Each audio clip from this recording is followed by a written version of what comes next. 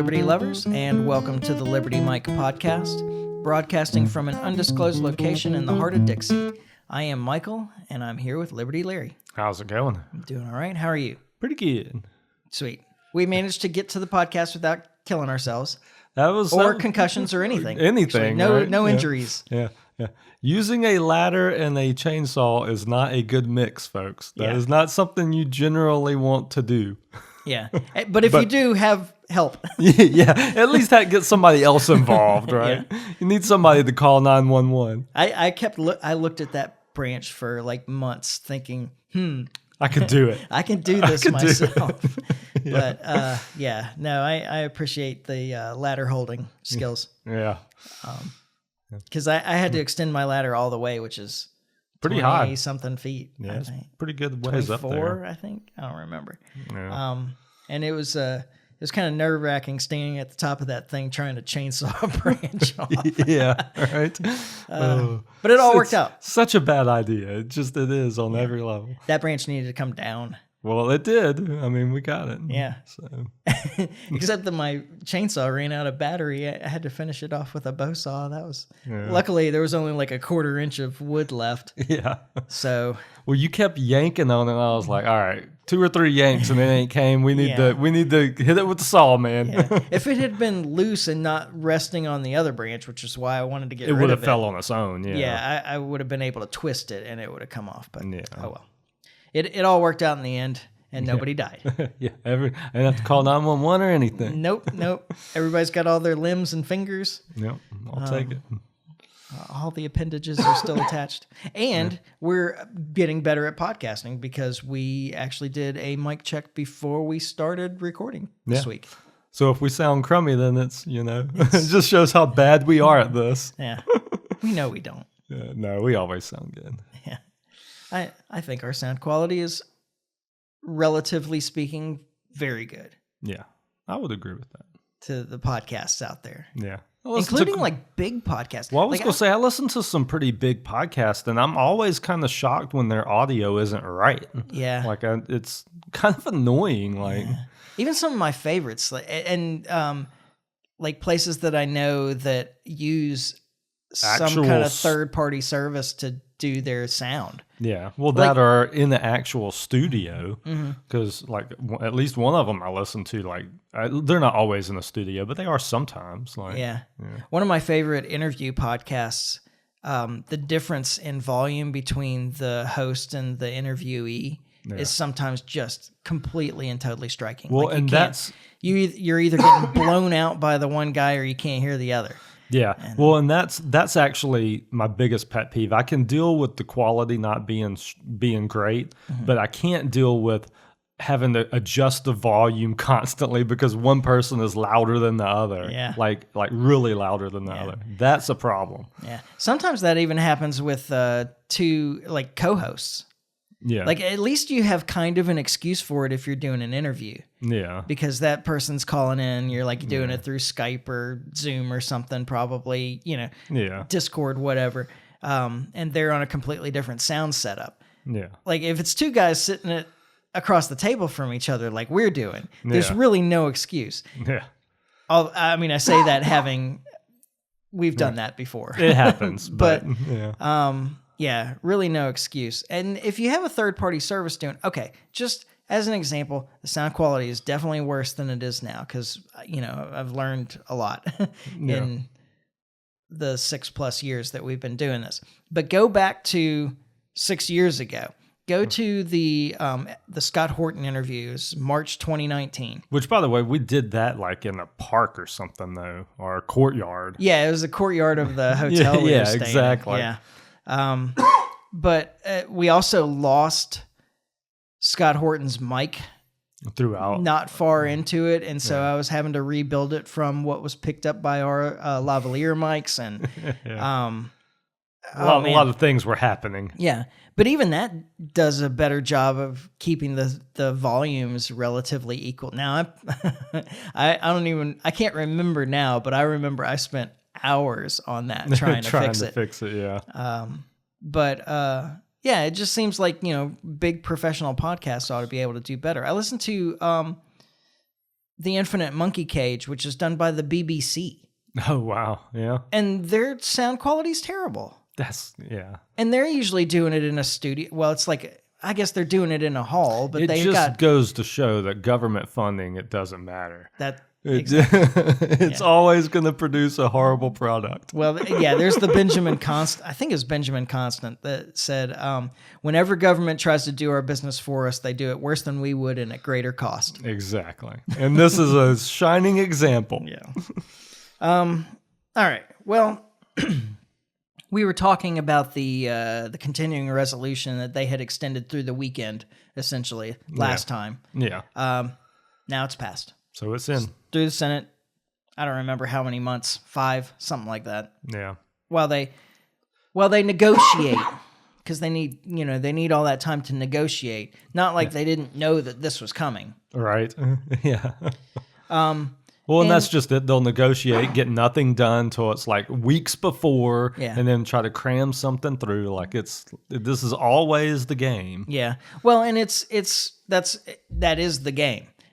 It's a way of cramming through this giant omnibus bill where everybody gets everything that they want at the expense of the taxpayer. Yep. But nobody has time to look at it and actually argue about it. Yeah. Because we have to do it, or we'll have to shut down the government. Yeah. To which libertarians out there are saying, well, then shut down the government. Yeah, like this seems like a no-brainer, guys. Like this is the quickest road to get where we want to be. Right? Yeah, we don't need them anyway. And you were saying to me that you thought that was like part of the reason that they feel so compelled to do it is because when they shut down the government, everybody's like, oh, well, this is fine. Yeah. That's the biggest fear is that they shut it down and then like nobody notices, you know? And that's the reason when they do shut it down, they try to create as much pain as they can by shutting down parks and shutting down stuff that doesn't even take personnel, like, just to make you feel that pain. Yeah. Oh yeah, we got to close the park. Yeah. we got to really make them feel the pain so they'll open it back up. So there'll be a movement to open the government back up because heaven forbid we pay these people whatever they want. Just get them back on the job. Exactly. I need to get to the swing set. Yeah, right. Oh, that's my 3-year-old's been crying for days. Right. Yeah. Having to smuggle myself into the swing set at night. With your 3-year-old? With your 3, yeah, right. Yeah. Midnight, we're in all black, ninja'd up. Well, the thing that is particularly humorous to me about this time, is that like the Dems, and I'm thinking of Schumer specifically, really here. Yeah, I mean he was really the leader of this. He's like, man, well, it's a bad bill. We know it's a bad bill, but shutting down the government would be worse. So we have because the people might decide not to open it back up. Right. So we have to just go ahead and pass this, even though it's a bad bill. And what makes that so funny this time around is because it's a continuation of the previous budget bill. Yeah. That was passed under the Biden administration with a Democrat majority. Right. It's like, it's their bill. It's their bill. Well, that was the argument that Thomas Massey was making. It was like, this is a continuation of the Biden agenda. Like, that's all this is.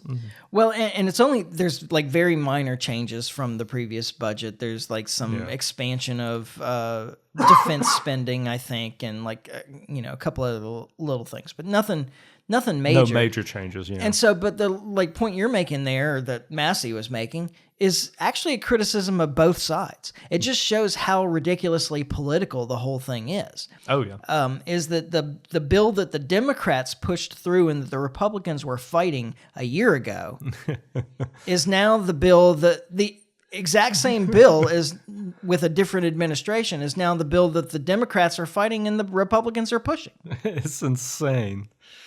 You can't make it up, man. I know. And of course, the disturbing part is that there are a whole bunch of people watching CNN and Fox News and whatever else. There's not a whole bunch of people watching that, but there are people, I think is the phrasing you're looking for. There are people. I mean, yeah, there are people watching that are like all on board, that are like, oh, those stupid Republicans, I can't believe they would try and push a bill like this. Yeah, right. And on the other side going, I can't believe those Democrats would want to block this bill. Yeah. It's so good. It's exactly, who knows. Anyway, I guess the point I'm getting at is that there are a whole lot of people that don't understand that this is actually like the same thing that the other side, that they've flip-flopped. Both parties have flip-flopped on the exact same legislation. Exactly. Just depends on who's holding the ring. Yep. And it's just absurd. I wanted to talk a little bit. I can't remember what all I said about the ceasefire, the Ukraine ceasefire and so forth last week. There are some points that I wanted to make maybe again. Yeah. But before we get to that, we got the only clip of the show. I wanted to play this bit of Victoria Nuland complaining about why we needed to get back to supporting Ukraine immediately and how important this is. Yeah, and how troublesome it was for Ukraine to not have the U.S. support. So let me go ahead and play that, because I got some things to say about that, and then we can talk about kind of the rest of the policy in general. Right. But here's our friend Victoria Nuland. All right. The thing that's concerning me most today is the cutoff of intelligence streams from the United States, and pressure on allies like the UK not to use U.S. intelligence for their own weapons. The primary purpose of U.S. intelligence has been to help the Ukrainians see Russian attacks coming and have advanced warning. There are also key weapon systems that do not cue and do not hit their targets without support from U.S. satellite cueing and the military GPS system. So people are going to die. Ukrainians are going to die, more of them, if this pause lasts significantly longer. And it is dangerous, and it's not a capability that Europe can replace with any kind of speed. So what she just said there is that there are a whole bunch of combat capabilities that are absolutely impossible for Ukraine without direct U.S. input and involvement. Yeah. So what she just said was that the U.S. has been actively participating in this war for however long we've been sharing this stuff. This intelligence, yeah. Yeah. What? Well, it just boggles my mind that Russia tolerates it. Yeah. It's because we are the more powerful country. And Russia has enough sense to know that they don't want to get involved in a war with the U.S. Yeah. The U.S. doesn't want to get involved in a war with Russia either, but there are a bunch of people that don't have enough sense to know that. Yeah, exactly. And a lot of them have a lot of power. And apparently there's a whole lot of people in Europe that don't have enough sense to know that either. Yeah. I almost pulled some of these Keir Starmer and Ursula von der Leyen clips. Yeah. Well, where they're just like, oh, well, we just need to get our people on the ground and support Ukraine. I mean, Keir Starmer's talking about putting boots on the ground and planes in the air. And like, what are you talking about, man? A lot of that, it seems to me, though, is really just trying to move to a war economy. I feel like a lot of these European nations are just trying to get... They've seen what the U.S. has done as far as like just building up the defense. Mm-hmm. I say defense, it's really offense, but you know what I mean. Yeah. Where we've kind of created this circle of money that just kind of passes around, and they're like, hey, we could do that. Yeah, that's a really deep well of corruption that we should tap. Yeah, exactly. Yeah, that I hadn't thought of that. That's actually a good idea. Yeah. I mean, that seems to me, just listening to some of the people you were, van der Leyen and Stallmer, all of those people, when they were making these speeches and making these talks, it just feels like that's the direction they're trying to head over there. Yeah. Is that they've watched us do this for so long, and it's time that they're like, well, I mean, if the U.S. is talking about pulling out, we can create our own little corruption circle here. Yeah. Yeah. Our own military industrial complex. Yeah. We don't have to buy from the U.S. I mean, all those countries produce weapons of their own. Exactly. They can funnel that money into that. It's so insane though. And at the same time, Ukraine is now, okay, so now that Ukraine has finally agreed to a ceasefire deal, now they're blaming Russia for not wanting to negotiate. Yeah. Of course, it's been the opposite problem this entire time. Yeah. Russia's been offering to negotiate since the beginning of the war, since before the war started, actually. Yeah. And Ukraine has been the one resistant. And I think it was pretty clear, like, that the crux of the argument in the Oval Office was Zelensky saying that you can't negotiate. Yeah. I mean, for whatever reason he was giving for it, you can't trust Putin or whatever. Yeah. What he was trying to push to the president was that you can't negotiate. We can't negotiate an end to this thing. Yeah.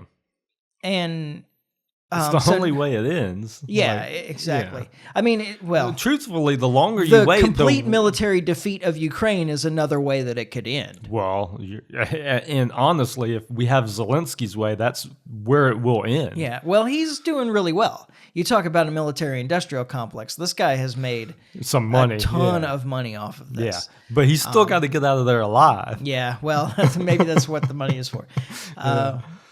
And so at the same time, though, now you're blaming Russia for not being willing to sign on to this ceasefire deal.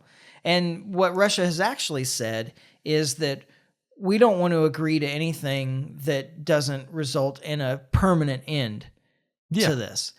And which is fair, because anything else is just giving the other side time to rearm. Right. And Zelensky in his comments has made pretty clear that whatever they're agreeing to now in terms of giving up territory and what have you is temporary. Yeah. I mean, like, he's said that. Yeah. That, like, oh, well, we'll get it back later. Yeah. And of course, Putin has history to reference as well, because the Minsk agreements were supposed to prevent this war. Yeah. The Minsk agreements, I mean, Russia got involved early on after the 2014 coup because some of the first acts of the new government of Ukraine were oppression of Russian-speaking and Russian ethnic people in the south and east of the country. Yeah. And the Minsk agreements were supposed to solve that problem, to prevent the oppression of Russian ethnic groups in Ukraine by the Ukrainian government. Yeah, exactly. But they didn't follow through. Yeah. Like, nobody held up their end of the deal. And so Russia had, like, we've reneged before. And in fact, like, even if you had doubts about, well, maybe they just couldn't hold it together or whatever, you have Francois Hollande and Angela Merkel coming out and saying, well, the Minsk agreements were really just to buy time to arm Ukraine for a war with Russia. Yeah. So why would Russia ever agree to another ceasefire deal? Yeah, because that's all it's going to be used for is to get Ukraine time to reorganize and rearm up and get ready for the next round. Yeah. And Russia doesn't need that time to arm up and get ready for the next round. Russia's winning. Yeah, they're winning. Like, I mean, there's no good reason for them to stop unless, I mean, Putin has it right. Like, I mean, I disagree with the war, but he's not wrong that you don't let off the gas in the middle. Yeah. You know, we wouldn't. Oh, you know, we wouldn't. Yeah. So, and the other part, and if you have any doubts about this, like, you've been hearing all the propaganda that, well, Ukraine took over a bunch of territory in Russia in the Kursk region. Yeah, that ain't going well. No, it's going really poorly now because apparently, I mean, and the Russians haven't even moved new troops to the area or anything. Yeah. It seems pretty clear, actually, at this point from a military standpoint. If you listen to people like Danny Davis, who's a lieutenant colonel, you listen to Colonel McGregor, it seems pretty clear from these people that have operational knowledge of like how a military operates. is conducted, then that the Russians just kind of held them there and allowed them to control a bunch of territory that didn't really matter that much. Yeah. While picking off but it kept them involved. It kept troops diverted into the Kursk region to try and maintain this instead of being on the front lines in I can't remember which one it is. In Donetsk, one of either Donetsk or Luhansk, Russia already controls the whole thing essentially. Yeah. One of them they're still fighting in. I can't remember which. I think it's Donetsk that they're still fighting in. But in Kherson and in Zaporizhia, like all these troops that were being committed and all these resources that were being committed to the Kursk incursion can't fight on the front line. Yeah. Where the war is really taking place. Yeah. And so it seems clear at this point that Russia was allowing them to hold this territory and just kind of keeping them engaged. Yeah. In like ancient warfare, it would be like sticking them in place. Yeah. Like you keep them on this line here. You're just playing defense. You're just trying to keep them there so that they can't be used elsewhere. Yeah. And have them stuck in. And now something has changed, and Russia's decided, all right, well, we've had enough of this, and they have almost eliminated the entire remaining force in Kursk in like 3 or 4 days. Oh wow. Yeah. That quick. Yeah. Yeah. And to the point where Donald Trump was like, hey, let these guys live. Right. Yeah. And Putin responded to that as well. So anyway, there doesn't seem to be any question to people who have knowledge of how militaries are conducted and are paying attention to what's going on that Russia has complete control of the situation. Yeah. And one of the things that Danny Davis particularly, and McGregor too, talk about all the time is that there's a disconnect between the way the West thinks of the objectives of war and the way that Russia is thinking about it. Whereas the West is concerned with territorial control. Yeah. And so we say, oh, well, Russia doesn't control a lot of territory, or they're not moving the lines forward. Ukraine has been able to hold this territory in Kursk all this time. And so therefore it's because the Russians just can't take it back, or they can't take more territory or whatever. But the Russian perspective is we're trying to destroy the Ukrainian military. Yeah. And if keeping them in place and picking them off bit by bit is the way to destroy the Ukrainian military, we're not concerned with the territory. Yeah. Yeah. And that jives with watching like the news, because they'll pop those maps up all the time of, this is the area that the Ukrainians control versus what the Russians control, and kind of using that as an argument for why Ukraine's winning. But what you're saying makes more sense. Like the goal isn't to control the territory. The goal is to bleed the other military out. Yeah, because once you get rid of the other military, it gets really easy to take territory. Exactly. So. And we need to bring it into this quickly. Or Russia will push on through and capture all the territory they want. Yeah. Which, contrary again to the propaganda, is not all of Ukraine. Yeah. They don't want all of Ukraine, but they would be perfectly happy taking all of Ukraine that's primarily Russian ethnic. Yeah. Yeah. Well, I think that's going to wind up happening. Mm-hmm. I mean, that's the only negotiated settlement I see. Yeah. I mean, I think that if you're talking to Ukraine right now, one of your questions should be, do you want to keep Odessa? Yeah. Because if we don't sign an agreement pretty quickly, that's going. Yeah, you're going to lose Odessa. You're going to lose and the Russians all want access that. to the Black Sea. Yeah, the Russians want that anyway. Yeah. You're going to become a landlocked country if you don't agree to a settlement here pretty quickly. Yeah. And, it may be sad to say, but you're going to have to give Russia pretty much everything it wants. Yeah, well, you're not going to have an alternative. The longer this goes on, the more territory they're going to end up with, and no way to tell them no. Yeah. And then somehow, at the same time, we're talking to Russia about cooperating on dealing with Iran. Yeah. Well, and that's where the U.S. interests start to shift, because It's pretty clear to me at this point that what Trump wants to do is to back out of this Ukraine thing and focus on Iran. Okay, so I agree with you in terms of like what the next war might be. Yeah. But I think it's really back out of Ukraine and focus on Israel. Well, you're right. Israel is kind of the catalyst to go to Iran. But yeah, you're right. I mean, but that's where the shift is. That's where the focus is. It's amazing to me that this man, Donald Trump, who has touted his record of not starting any new wars as being such a great thing that he accomplished in his first term, just started a new war in Yemen. Yeah. I mean, I say that. That's probably not fair. He's really kind of continuing a war that the Biden administration was already running for like a year. Yeah. But it had stopped before Trump entered office, and now it's started up again. And the whole thing's absurd because all that Yemen has ever said is that they want the violence to stop in Gaza. Yep. That's the whole catalyst for the attacking the ships and all of this. Yeah, and they were attacking ships that were connected to countries that were supporting Israel's assault on Gaza. Exactly. And that's all that they were doing. And when the ceasefire was agreed to, they stopped attacking. Exactly. So. And so now we're back into this again. And the idea that we're just going to press and take the fight out of the Houthis.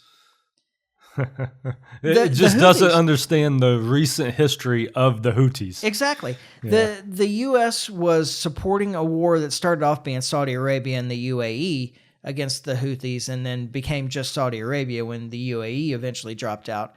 And the U.S. supported this war from 2015 to 2022.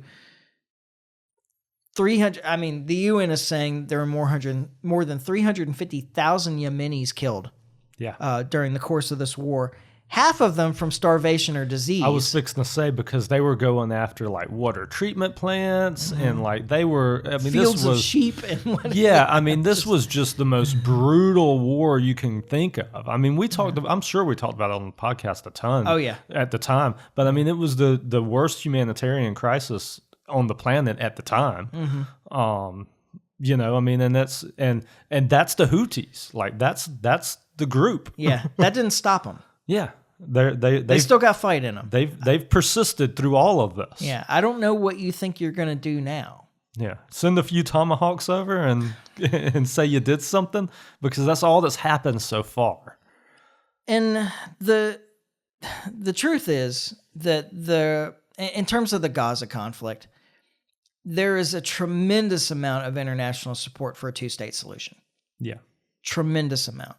The U.S. has been the only country blocking a two-state solution for like over and over and over again in the UN. If you go back and you look at votes about in the UN about a two-state solution, it'll be like 170 nations voting for a two-state solution and just 20 or so voting against. And those 20 or so are countries that are completely beholden to the U.S. for international aid. We buy off votes. You want to know what international aid really does? International aid buys votes in the UN. Yeah, for the U.S. But the truth is that those are resolutions that would pass, except that the U.S. as a core member of the UN Security Council has a veto vote. Yeah. So it could be 190. How many nations are there in the UN now? I don't remember. It's like 194, 197, something like that. It could be 190 whatever to one. Yeah. And if the U.S. is that one, then the resolution doesn't pass. Yeah.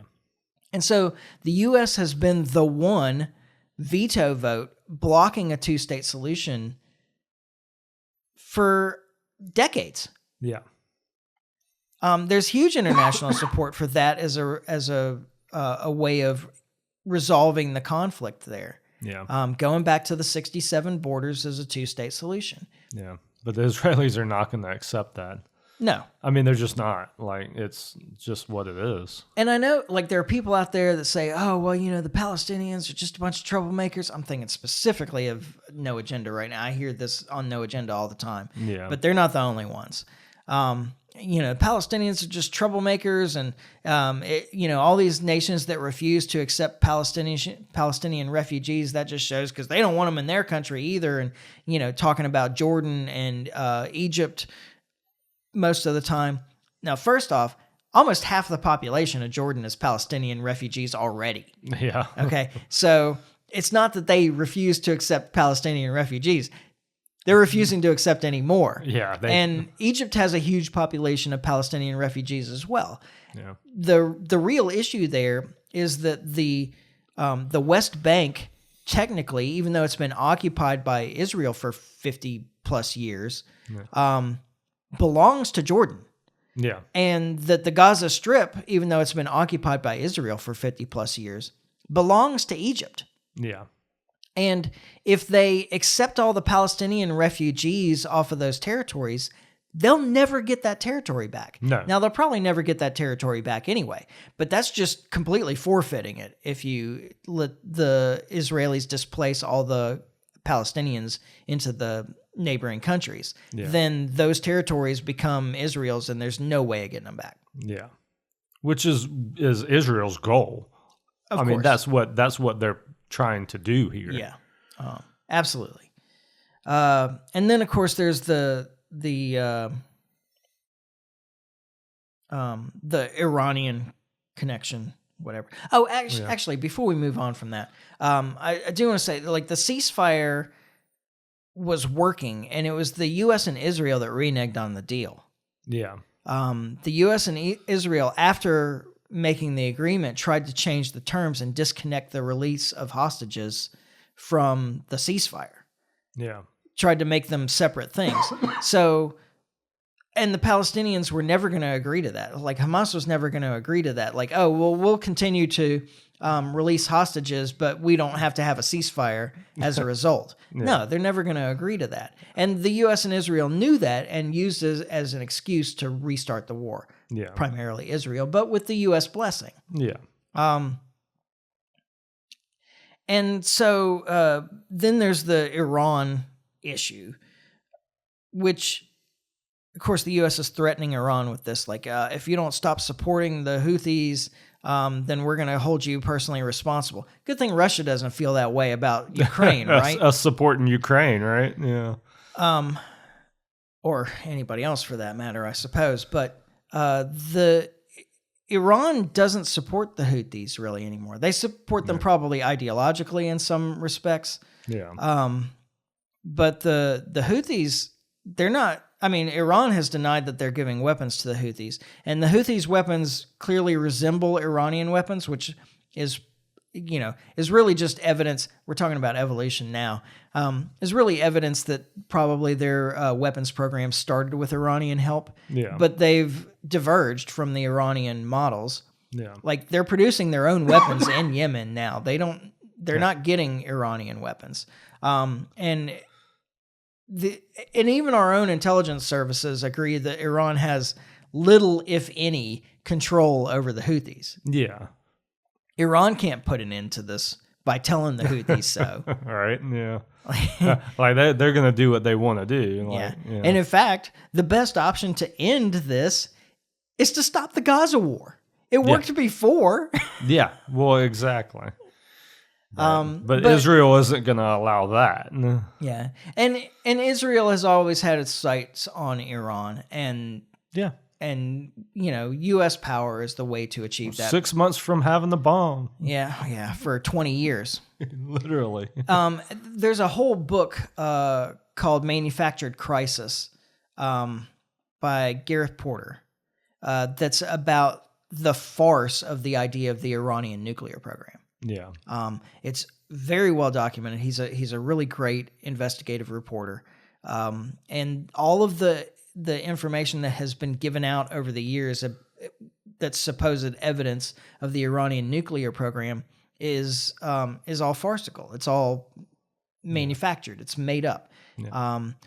the Iranians have never had a real nuclear weapons program. They have a nuclear program. It's a civilian program. They're trying to produce power. Yeah. They have done some research into the possibility of producing nuclear weapons. There's no doubt about that, too. Yeah.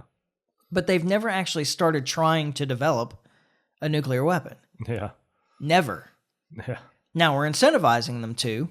Yeah, right. You want to get left alone, you gotta have that weapon. Right. I mean, that's North Korea's proved that. Yeah. Well, like I say, I mean, we're littered. History's kind of littered with it as far as just who the U.S. will mess with and who the U.S. won't. You know. So they're not producing nuclear weapons, but this has been the claim forever and ever. It becomes an excuse to attack their energy infrastructure. Yeah. They're not, they're not the biggest supporter of terrorism in the world. That's ridiculous. Yeah. I don't know. I don't understand why there has been such a push by so many hawks in the U.S. to start a war with Iran. It's a pointless war, and it's not really winnable. Well, that's what I was, at least from what I've heard military experts say. Like, this isn't like going into Iraq. Mm-hmm. I mean, my understanding of it is or even Afghanistan. We didn't win that either. No, we didn't. Like, we can go in there and win that war against Iran, but it's going to cost. Mm-hmm. Like, it's not going to be a little walkabout. Yeah. And for nothing. Yeah. Like, what do you gain from it? Like, nothing. Yeah. Yeah, there's nothing to be gained, lot to lose. I mean, some people will get very rich. Yeah, which is probably the plan. But it's not good for us. No, it's crazy though. Like, it's been on the table since the early 2000s. Like, yeah. I mean, this is one that the Hawks have wanted for a long time. And Trump just seems like he's just susceptible to it. Like, he just seems open to... Yeah, they told him that they were trying to kill him. Yeah. Iran was trying to kill him, and that's all it took. Apparently.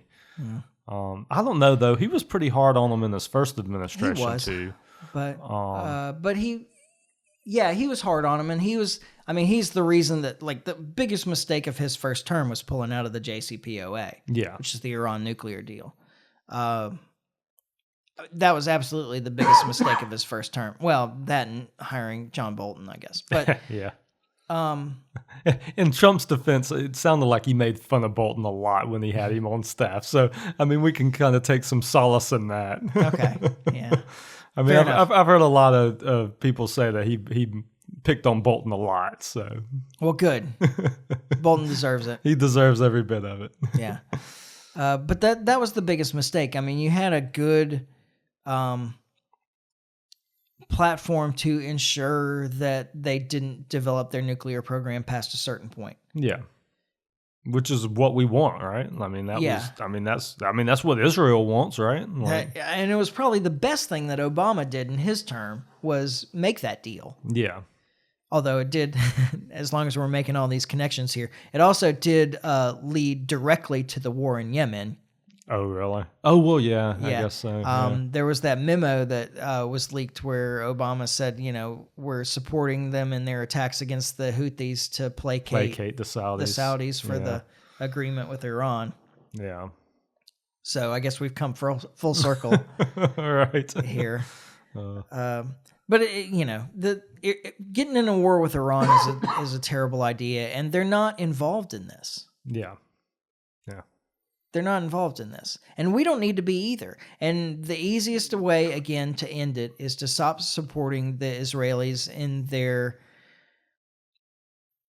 All right, I'm not going to say genocidal without right there. Yeah. But their ethnic cleansing war against the Palestinians in Gaza and the West Bank, where we don't really talk about it very much, but they're doing some damage in the West Bank as well. Yeah. And this is one of those things where we're on the wrong side of it, and then there are people getting punished for it in the U.S. too. Like there's the story about this guy who came over here on a student visa, has a green card. Has a green card. Yep. And I still haven't figured out exactly what green card means. Like, I guess a green card means you're eligible for citizenship. I mean, I thought it was just an official way to you're here legally. Like, yeah, you're a permanent resident and you're eligible for citizenship, I think. Yeah. Is kind of what it says. Yeah. Anyway, this guy that got his green card canceled because he was speaking out or had spoken out on behalf of the pro-Palestinian protesters, and they're revoking his green card and deporting him with the claim that he's supporting Hamas.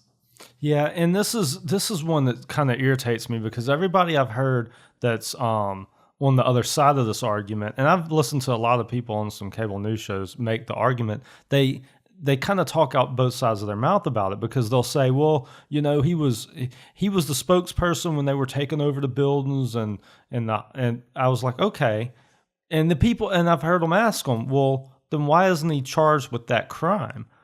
But there's no crime. He hasn't been charged with any crime. Right. They're just taking his green card because of they claim that he supports Hamas or whatever, you know. Yeah.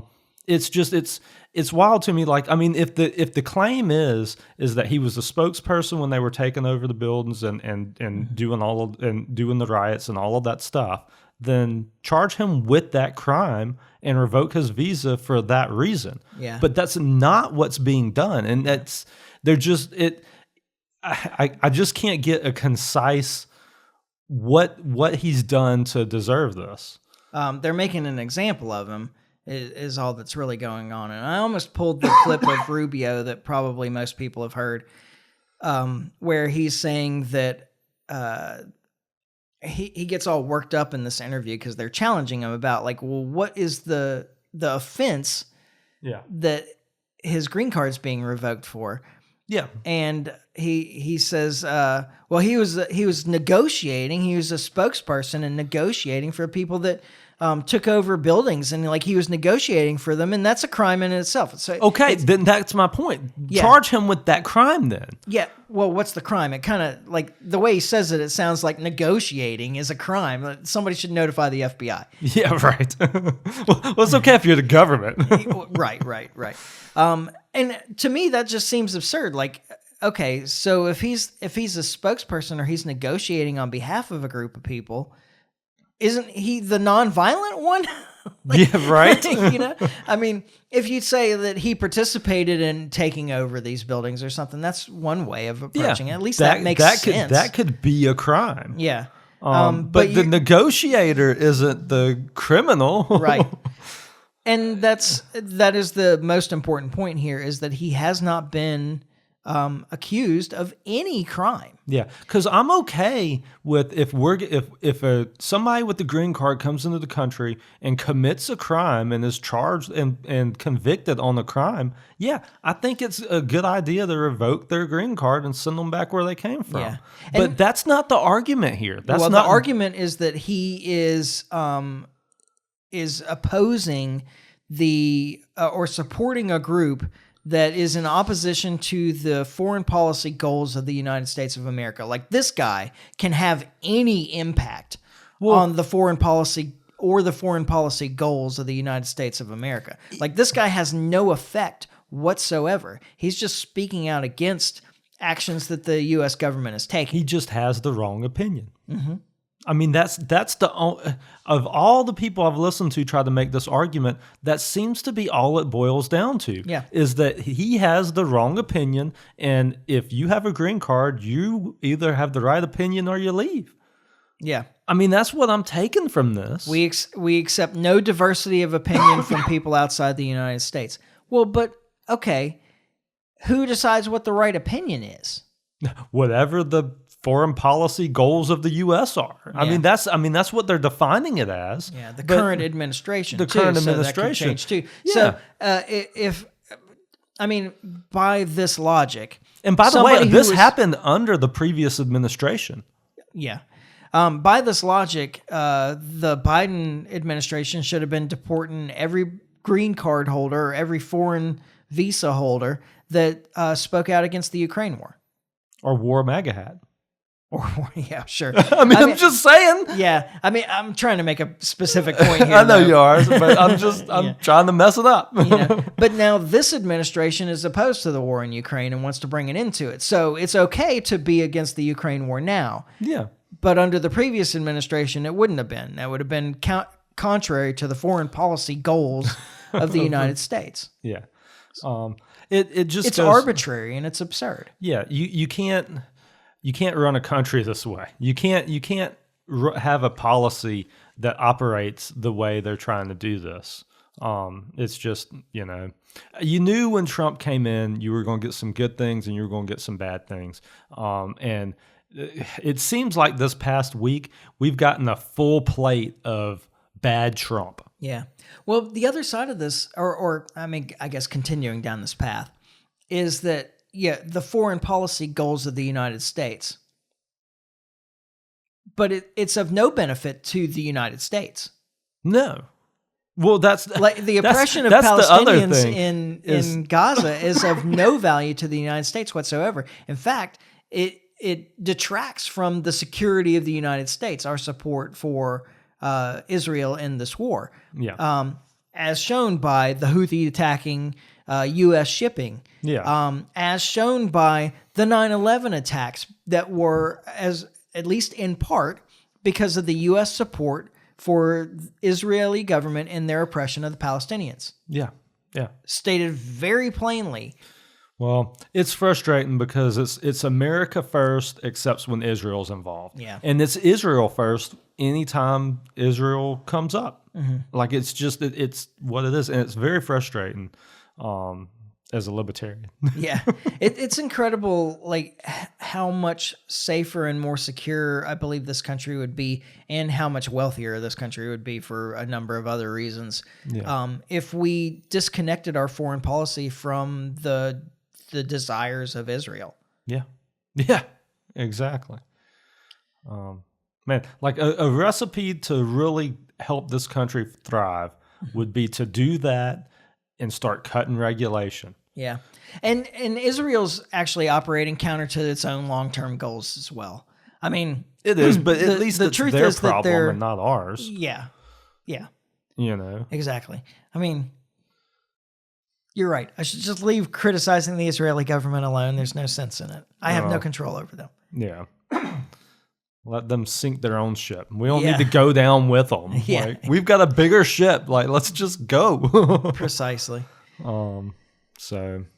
Okay. You wanna finish with our really ridiculous topic? Yeah. Here. So this one just blows my mind. The vandalism to the Tesla dealerships and the Teslas and whatnot. Like, I saw and the charging stations. It's just like literally in our little local group here, the Daphne Facebook group or whatever. Somebody posted a video yesterday, and I mean, it was just a simple little thing, but it was just, I don't understand the anger. Like, some guy intentionally parks next to the Tesla, and the Teslas, when they're parked, they have all the cameras going for security. So the guy flipping the bird to the Tesla, and it's like, why are you so angry at this car? Yeah. That's it.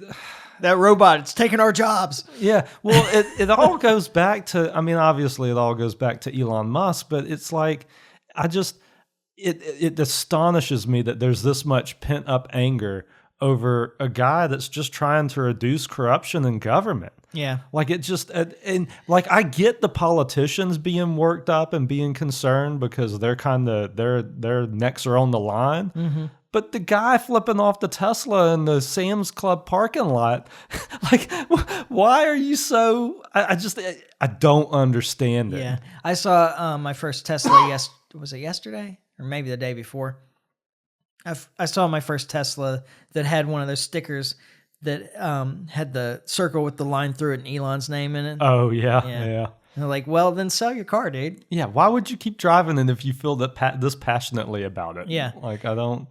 And I've always been one to separate the art from the artist anyway. I don't care what kind of personal life, the people that contributed great things to culture and society or whatever, like, whatever. Yeah. Good thing too. Right. But this is one that I don't get either. Like, first off, this guy was a hero of the left 5 years ago. Yeah. Yeah. There's that meme that's going around, the "Be Like Elon" meme, where it was naming off all these positive things that Elon had done, and yeah, they're walking away from that pretty quick now. Yeah, and why? Yeah, like literally because it doesn't even, the best I can tell, it doesn't even have to do with him wanting to reduce corruption or government or anything like that. It's because he sided with Trump. Yeah. Like, Trump is the issue. It's not like they'll talk about the policies and stuff that Elon's kind of pursuing, but that's not the genesis of it. Mm-hmm. The genesis is he walked away from the Democrats to Trump. Yep. Traitor. He's a traitor. Cannot be. It goes back to us as libertarians. We think logically and we try not to be hypocritical and that type of thing. And your average Democrat or Republican doesn't possess that value. Yeah, yeah. It's all policy based instead of ideology based. Yeah, exactly. And that's how you have things like the exact same funding bill being supported by the Dems and fought by the Republicans one time, and then the next time it comes up the other way around. Yeah, that's how you end up there, is not having a base for your beliefs. Yeah, one of the things that I wanted to draw attention to specifically with this is so then like Trump goes out and he buys a Tesla. Yeah, and did the big show. But in that he muses about treating people that are attacking the dealerships or the vehicles and a bunch of vandals essentially as domestic terrorists. Yeah, which is insane. By the way, so it's absolutely insane. By the way, and the media treats it that way. Yeah, as being absolutely insane. Yeah. But it was not that long ago that the Democrats were treating women speaking out at PTA meetings as domestic terrorists. Yep. How soon we forget. Yeah. And who's more of the domestic terrorist? The mother that's upset about what's being taught to her children and is and screaming and yelling at a PTA meeting, or the people firebombing Tesla dealerships? Yeah, exactly. And I go back to this. I've said it once, I think tonight already. Charge the crime that's committed. Yeah. Like, that's all you have to do. If the woman at the PTA starts throwing chairs, charge her with throwing chairs. Yeah. The guy that firebombs the Tesla dealership, charge him with firebombing the Tesla dealer. There's plenty of crime there. Yeah. Yeah, we got more than enough crimes already. Yeah, exactly. You don't need to label it as domestic terrorism. Like, just charge the crime that's committed and let's move on. I don't know. It's astonishing to me. And the painting the swastikas, I swear more left-wingers have painted swastikas than Nazis have. Yeah. At this point. You're like, right. It's crazy, man. There was a podcast that I used to listen to that had a weekly segment called the Hoax Hate Crime of the Week. Oh, yeah. And that's one of the things that came up a lot. A lot, yeah. A lot is, swastikas being painted. Like, it became a running joke on that podcast that, like, it was backwards because they didn't know how to paint a swastika properly. And then even if they got it, configured in the right direction, then it would be off axis though, because, the swastika should be at 45 degrees, not straight up and down. It should make S's, right. Not anyway. Yeah. Because the people that were going out there and painting these swastikas to draw attention was most of the case there. Yeah. To their plight as whatever kind of oppressed group they were mostly left wingers just trying to make an issue out of nothing. Exactly. Like create an issue. Create an issue. Yeah. But they didn't know how swastikas were supposed to be formed, Right. which is funny in and of itself. Yeah. Like, you can't go look at the internet first. Like, Right. I mean, there's a million do pictures. like the minimal amount of research here Yeah. to get this right. Like, It's not that hard. It's not that hard. Yeah. You got everything, all the information in the history of the world in your pocket. right. Like, you can't take 5 seconds to look up the 1939 German flag. right. Oh, well. Oh man. What So, yeah, higher effort. Yeah, Come right. on. Oh man. We want more effort in our Swastika drawing. our fakes. Yeah.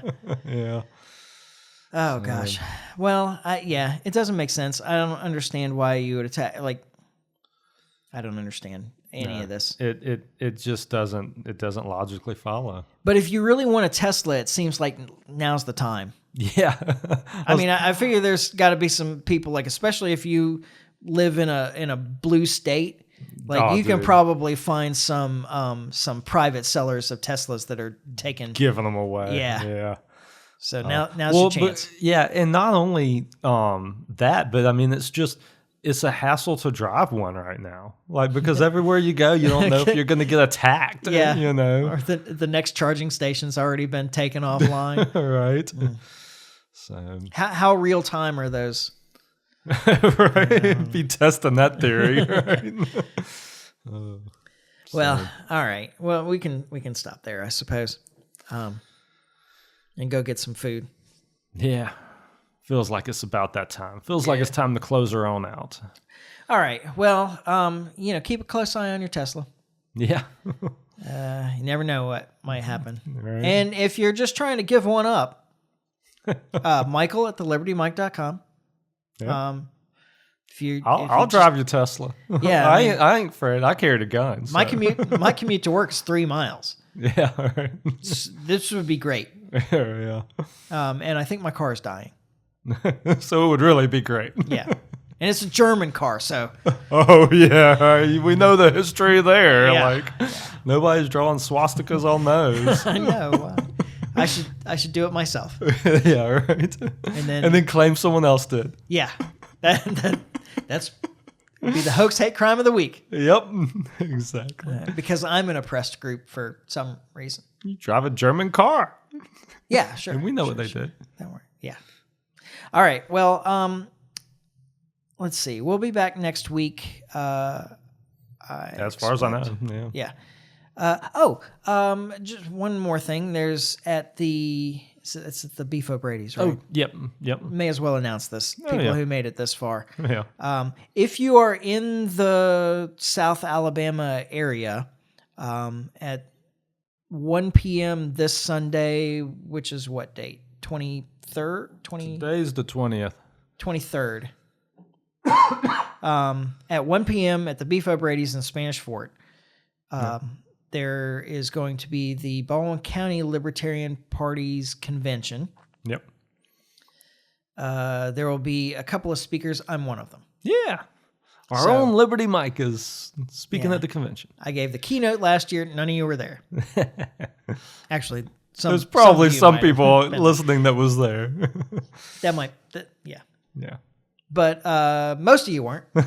Yeah, that's true. That's certainly true. So if you're in the area, come by, sit in, see what we talk about. It'll be fun anyway. Yeah, you probably run for an office. Yeah, if you live in Baldwin County, Yeah. you can probably run for an office. Yeah. And you're a member of the Alabama Libertarian Party. Yeah, I guess that's true too. Got to do that. Yeah. But it'll be fun anyway. Just, good people, decent food, Yeah. good speaker. Yeah. We'll see how I need to put that together. Probably time to go on and start preparing that, right? Yeah, exactly. And but come join us. It'll be fun. Yep. And then you can meet certainly me and hopefully Liberty Larry. Yeah, I'm still trying to work it out so I can even be there. Yeah. As vice chair, I feel like I'm obligated, but I'm also obligated to pay all my bills. So kind of have to make that. You get a salary. Yeah, but I got to be there. Yeah. Well, what kind of salary is that? That's the whole point of having a salary, so you don't have to be there. Yeah, it's tough. Yeah. Well, I hope you work it out. I hope so too. It would be a shame if you missed my speech. Exactly. Because it's going to be awesome, whatever it's about. Once you get it put together, it's going to be amazing. Once I figure out what I'm going to say, it's going to be great. Yep. So anyway, we'll be back next week when we finally get this right. And in the meantime, try to stay free. Life short, live free. Ciao. Later.